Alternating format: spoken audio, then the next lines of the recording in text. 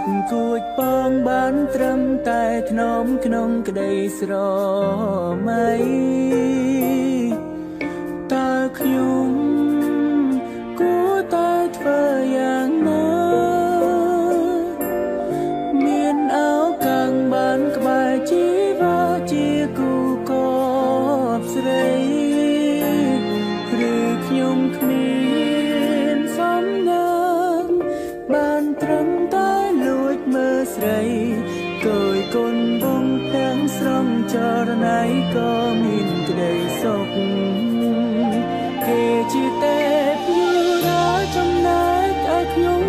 ត្រឹមជាកូនចាប់ហេតុអ្វីខ្ញុំដាច់ដាបតោងទានមានលួចស្រឡាញ់គេជាកូនមន្ត្រីចំណែកឲ្យខ្ញុំរៀបសាមញ្ញទេហើយអ្វីស្នេហ៍គេ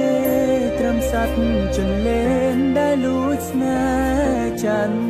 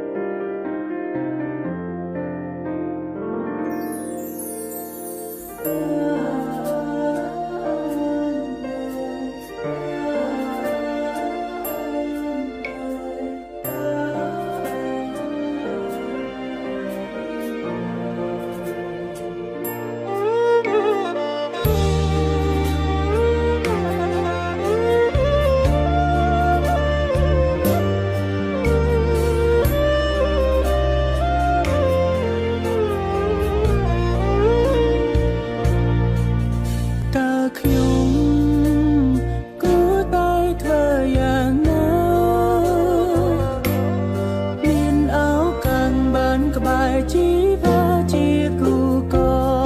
បស្រីឬខ្ញុំគ្មានសំណាងបានត្រឹមតែលួចមើលស្រីគយគុណបងទាំងស្រងចរណៃក៏មានក្តីសុខគេជាទេពយុរាចំណែកឲ្យខ្ញុំត្រឹមជាកូនចាប់តោងទានមានលួចស្រឡាញ់គេគេជាកូនមន្ត្រីចំណែកឲ្យខ្ញុំរៀបសាមញ្ញទេហើយអ្វីស្នេហ៍គេ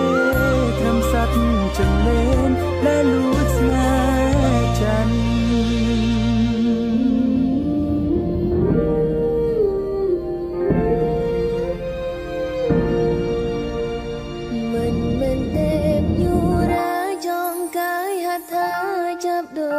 រូបបង